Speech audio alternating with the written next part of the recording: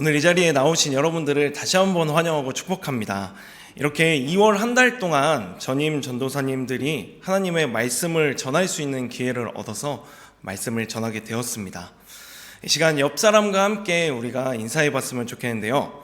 하나님의 사랑이 넘치시길 바랍니다 라고 인사하면 좋겠습니다. 하나님의 사랑이 넘치시길 바랍니다. 아멘. 한 번 더 인사해 봅시다. 사랑하며 삽시다.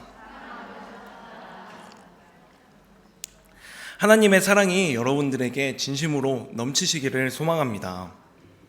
성도님들과 어떤 말씀을 나누면 좋을까 고민하고 또 묵상했습니다. 왜냐하면 2월 한 달 동안은 전임 전도사로서 수요 성서 아카데미에서 말씀을 전해야 하는 책임이 주어졌기 때문입니다. 책임. 오늘은 바로 이 책임이라는 단어에서 말씀 나눔을 좀 시작해 보려고 합니다. 책임이란 무엇일까요? 책임이란 일반적인 의미로서는 맡아서 해야 할 의무나 임무를 이야기합니다. 그러나 법률적인 의미로 본다면 행위에 따라서 손해를 배상하는 방식으로 떠맡는 것을 말한다고 합니다.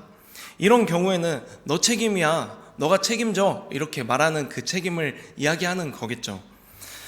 그런데 오늘 함께 이야기하려는 책임은 첫 번째 있었던 그 일반적으로 사용하는 해야 할 의무나 임무에 대해서 좀 이야기를 나누려고 합니다. 군인이라면 나라에 충성하고 또 나라를 지키는 일에 최선을 다해야 할 것입니다. 그것이 군인의 맡은 책임이기 때문입니다. 자식이 자신을 낳아주신 부모님께 도리를 다하는 것, 나이가 들어 힘이 없어진 부모님께 그 부모님을 책임지는 것은 자식된 도리로서 가져야 할 책임입니다. 가정을 꾸리고 그들을 위해 헌신적으로 사는 그 가장의 모습을 우리가 무엇라고 특별한 단어로 표현하진 않지만 그것이 책임감 때문이라는 것을 우리는 다 알고 있습니다. 이렇게 맡겨진 책임을 지는 것은 대단한 일이면서도 마땅한 일이고 또 그것을 마땅히 하지 않으면 그릇된 일이라는 것을 우리가 알 수 있습니다. 오늘 함께 읽은 이 마태복음 25장의 달란트 비유는 마지막 날 종말을 대비하는 성도의 바람직한 자세는 무엇인가? 교훈을 주기 위해 예수님께서 우리에게 주신 비유의 말씀입니다. 오늘 이 자리에 나오신 여러분들 정도라면 다들 익숙한 비유일 텐데요. 이 달란트 비유를 통해 우리는 종들이 맡은 책임이 무엇이었나 알아볼 수 있습니다. 내용을 간략하게 살펴보면 이렇습니다. 한 사람이 다른 나라에 갈 일이 있어서 자신의 종들에게 자신의 소유를 맡겼습니다. 15절 말씀을 보니 각기 재능대로 한 사람에게는 금 5달란트를, 한 사람에게는 2달란트를, 또 한 사람에게는 1달란트를 맡겼다라고 기록되어 있습니다. 그런데 이 5달란트를 받은 사람과 2달란트를 받은 사람은 수익률을 몇 퍼센트 달성했을까요? 100%, 2배의 것을 남겼습니다. 이 사람들이 주인이 맡긴 것을 잘 감당하여 2배의 수익률을 남겼습니다. 그러나 1달란트 받은 자는 우리가 잘 알고 있듯이 그것을 땅에 감추어 아무것도 하지 않았습니다. 물론 이 원금을 손실한 것은 아니겠지만 맡은 책임을 성실하게 하지 않았다라고 우리는 알 수 있습니다. 주인은 아무것도 하지 않은 이 1달란트 맡은 종에게 이렇게 말합니다. 악하고 게으른 종아. 이 말씀을 볼 때 각 사람이 얼마를 맡았는지, 어느 만큼의 분량을 맡았는지는 우리가 중요하게 볼 포인트는 아닌 것 같습니다. 저희는 이 말씀을 볼 때 주인이 종들에게 달란트를 맡겼다는 것, 그리고 종들이 어떻게 반응하였는가, 이것에 좀 포인트를 두어야 합니다. 주인으로부터 소유를 맡은 순간, 그 순간부터 그 종들은 소유를 잘 책임져야 하는 존재가 되었습니다. 책임을 다하고 성실하게 행동한다면 종들은 주인으로부터 더욱더 신뢰를 받고 또 주인이 더 많은 것을 맡길 수 있는 신뢰받는 종이 될 것입니다. 그러나 만약 책임을 다하지 못한다면 이 비유의 말미에 기록된 것처럼 이 무익한 종을 바깥 어두운 데로 내쫓으라, 거기서 슬피 울며 이를 갈리라 하니라 된 것처럼 책망받고 또 비참한 결과를 맞이하게 된다는 것입니다. 예수님께서 마지막 때 그리스도께서 다시 오실 날에 대한 교훈을 주시려고 이 말씀을 비유로 전하셨습니다. 사랑하는 불꽃교회 성도 여러분, 하나님께서 우리에게 맡기신 것들을 성실하게 책임지시는 귀한 성도님들 되시기를 주님의 이름으로 축복합니다. 그렇지 않는 사람은 마지막 날 주님께서 재림하셨을 때 어두운 데로 내쫓겨 거기서 슬피 울며 이를 가는 비참한 최후를 맞이하게 될 것입니다. 그렇다면 여러분, 우리가 하나님께로 받은 것에 책임을 다하며 또 성실하게 살아가야 할 텐데, 우리가 하나님께 받은 것은 무엇이 있을까요? 하나님께서 우리에게 맡기신 것은 무엇일까요? 바로 하나님으로부터 우리는 이 땅에서의 삶을 맡았습니다. 이 땅에 자기 의지로 스스로 태어난 사람이 있습니까? 사람은 누구나 자신의 의지와 상관없이 생명을 얻습니다. 생명을 가지고 이 땅에 태어나게 됩니다. 하나님께서 이 생명을 우리에게 주신 것입니다. 하나님께서는 태초에 사람을 창조하시며 우리 인간이 어떠한 책임을 져야 하는지 알려주셨습니다. 함께 창세기 1장 27절과 28절 말씀을 다 같이 한 목소리로 읽어보도록 하겠습니다. 시작. 하나님이 자기 형상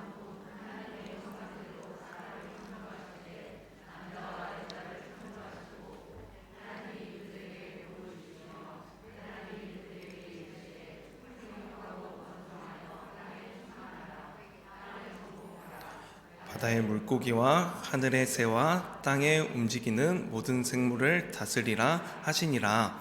아멘. 하나님께서 인간을 창조하신 다음에 그냥 마음대로 살아가라고 하지 않으셨습니다. 마음대로 살아가는 것이, 그냥 살아가는 것이 책임을 다하는 모습은 아니었습니다. 하나님께서는 사람에게 생명을 주시며 생육하고 번성하여 땅에 충만하고 땅을 정복하고 모든 생물을 다스릴 책임을 부여하셨습니다.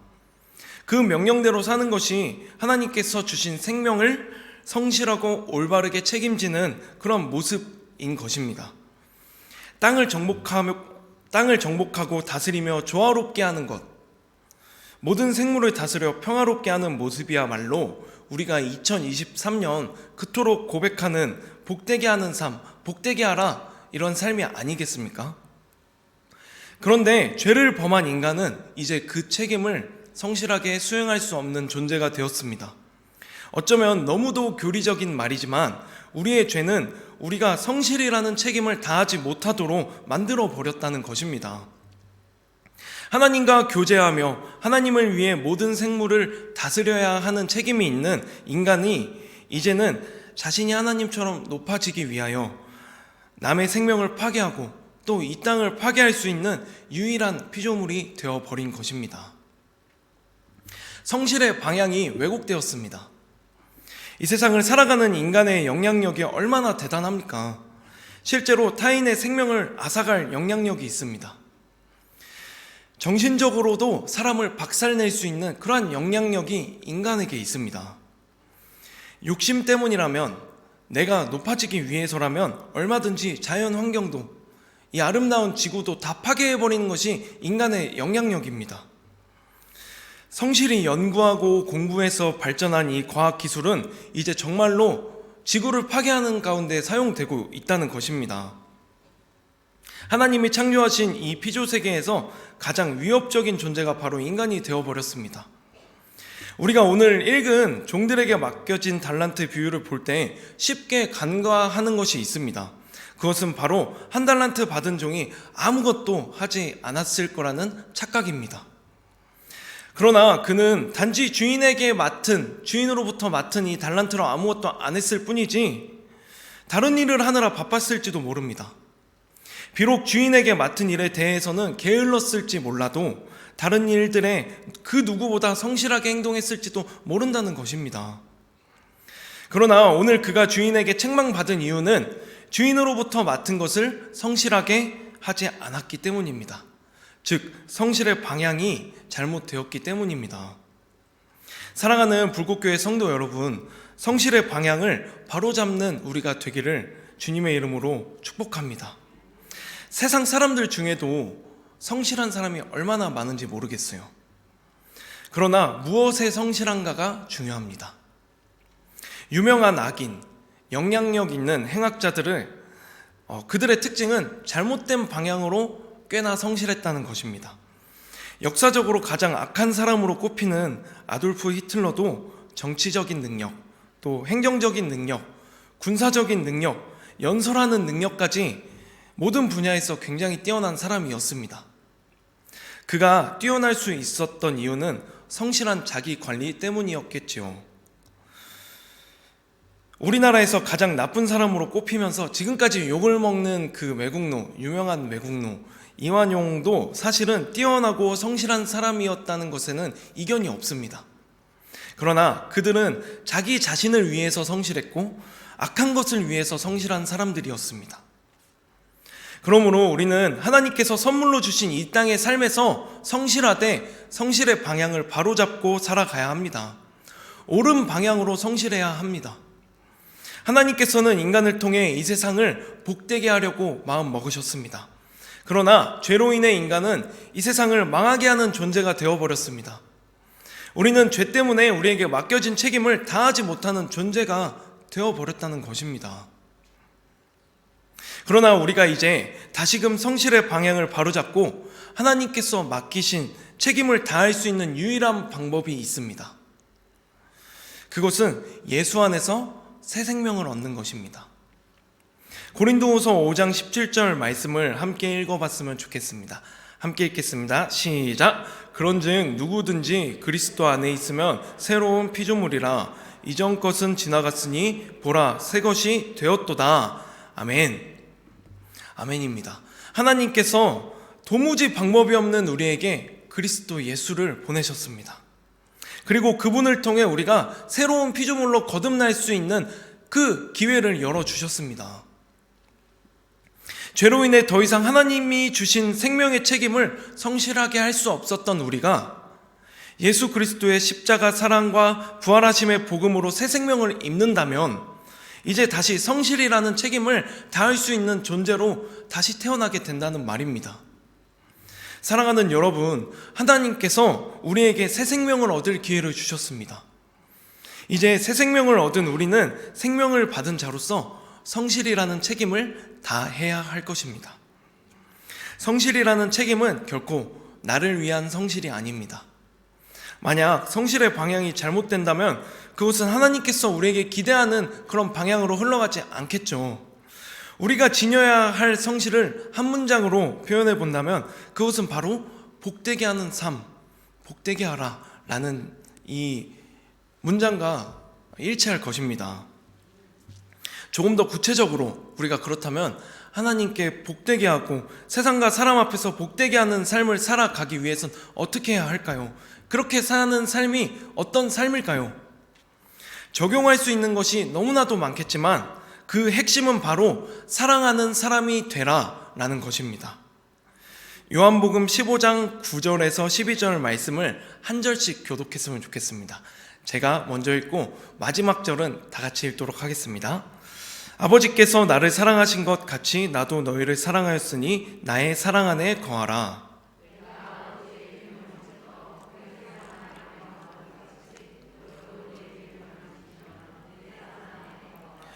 내가 이것을 너희에게 이름은 내 기쁨이 너희 안에 있어 너희 기쁨을 충만하게 하려 함이라.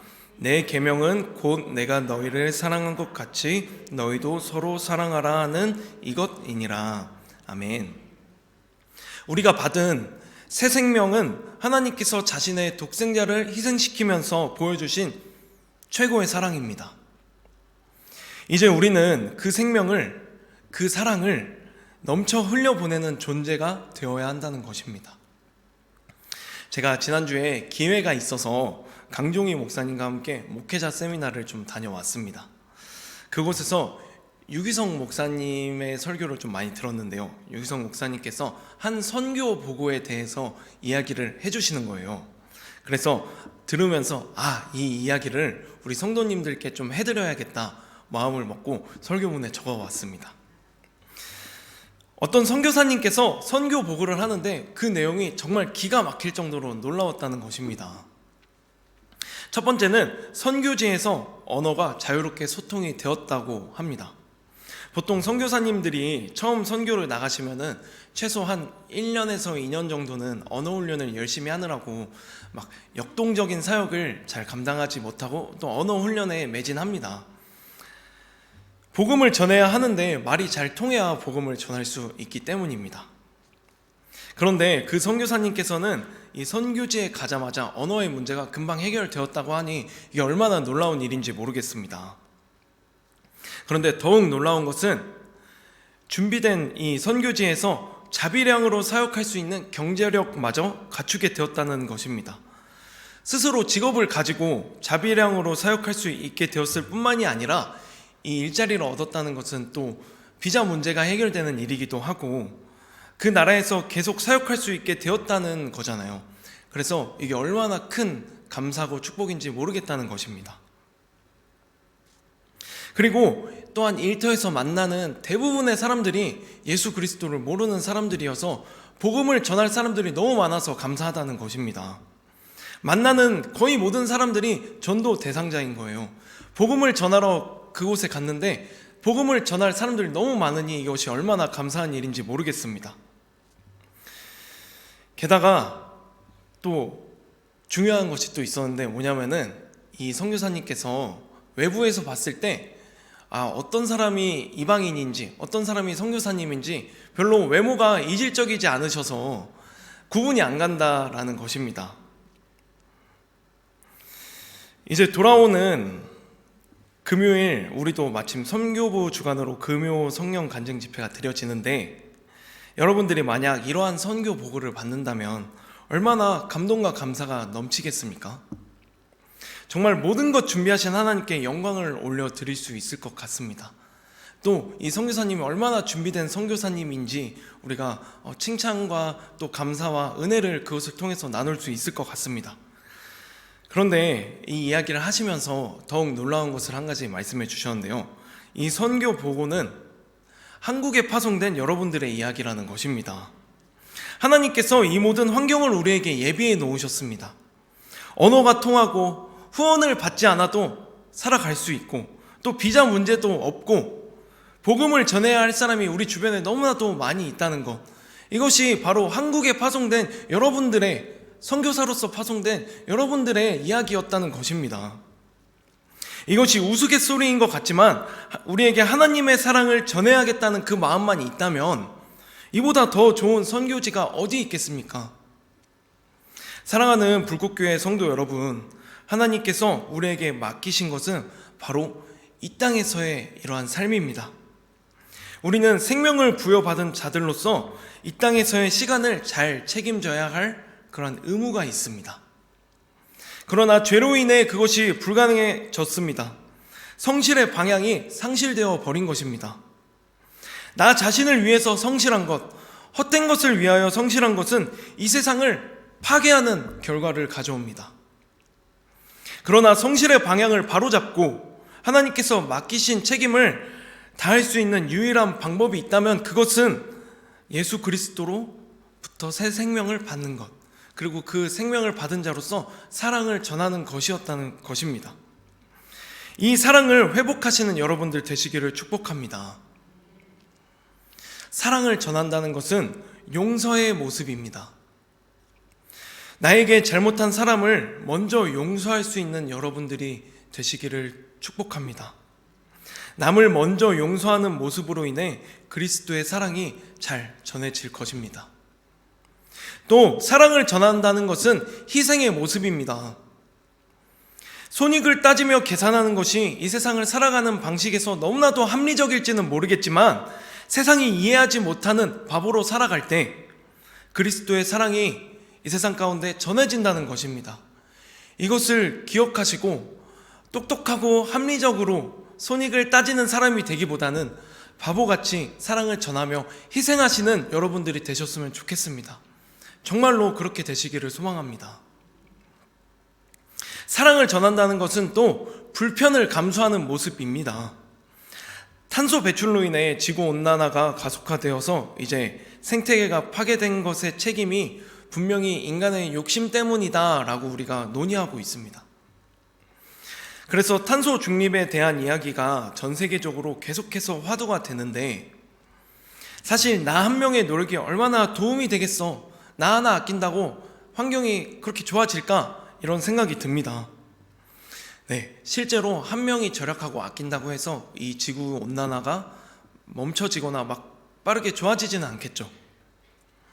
그러나 불편을 감수하며 실천하는 이 모습에 주변 사람들이 분명히 영향을 받습니다. 그리고 주변 사람들이 영향을 받아서 그 영향력이 조금이라도 남아있다면 또 그 주변 사람들에게도 그 좋은 영향력이 미치게 될 것입니다. 그렇게 생각해 본다면 내가 지금 당장 불편을 감수하고 또 절약하고 노력하는 것은 넓은 의미에서 하나님이 우리에게 맡기신 이 세상과 자연을 사랑하는 방법이 될 수 있다는 것입니다. 사실 예전에는 환경보호나 이런 것들을 말씀 시간에 설교로까지 해야 하나, 이런 생각이 좀 들었습니다, 개인적으로. 그러나 이제는 진지하게 그리스도인이 환경보호에 앞장서는 사람들이 되어야 할 필요성을 느낍니다. 그것이 하나님께서 우리에게 주신 이 세상을 잘 다스리는 책임을 잘 감당하는 모습이기 때문입니다. 또한 우리 주변에 있는 이웃들 뿐만이 아니라, 사람뿐만이 아니라 이 자연 생태계에 있는 모든 피조물들, 하나님께서 창조하신 이 자연 세계를 사랑하는 방법이기 때문입니다. 오늘 본문 말씀에서 금 2달란트, 5달란트 받은 자들은 주인에게 받은 그 달란트를 성실하고 책임감 있게 사용해서 각각 받은 만큼 더 남겼습니다. 그때 주인이 어떻게 칭찬했는지 여러분들 아시나요? 주인은 이렇게 칭찬하였습니다. 잘하였도다, 착하고 충성된 종아. 내가 적은 일에 충성하였음에 내가 많은 것을 내게 맡기리니 내 주인의 즐거움에 참여할지어다. 아멘. 내가 만나는 모든 대상에게 하나님의 사랑을 전하시는 여러분 되시기를 축복합니다. 하나님께서 이 땅에서의 삶을 우리에게 맡기셨는데, 이 땅에서의 삶을 우리가 잘 감당하기 위해서는 먼저는 예수 그리스도로부터 우리가 새 생명을 받아야 합니다. 예수 그리스도께서 우리에게 새 생명을 주셨다는 것을 분명하게 믿어야 할 것입니다. 그리고 그 사랑을 믿는다면 우리도 그 사랑을 이 세상 가운데 잘 전파하는 사람이 되어야 합니다. 그것이 하나님께서 우리에게 맡기신 이 생명에 대한 책임을 성실하게 지는 모습인 줄을 믿습니다. 내가 만나는 모든 대상에게 하나님의 사랑을 전합시다. 이 시간 처음에 했던 인사를 하면서 말씀을 좀 마쳤으면 좋겠는데요. 이렇게 인사했으면 좋겠습니다. 하나님의 사랑이 넘치시길 바랍니다 라고 인사할 때 조금 더 진실함과 간절함을 담아서 같이 인사해 보겠습니다. 시작! 사랑이 넘치시길 바랍니다. 한 번 더 하겠습니다. 사랑하며 삽시다. 사랑하며 삽시다. 아멘. 진심으로 하나님의 사랑이 넘쳐서 이 세상을 복되게 하시는 여러분들 되시기를 주님의 이름으로 소원합니다. 제가 기도하겠습니다.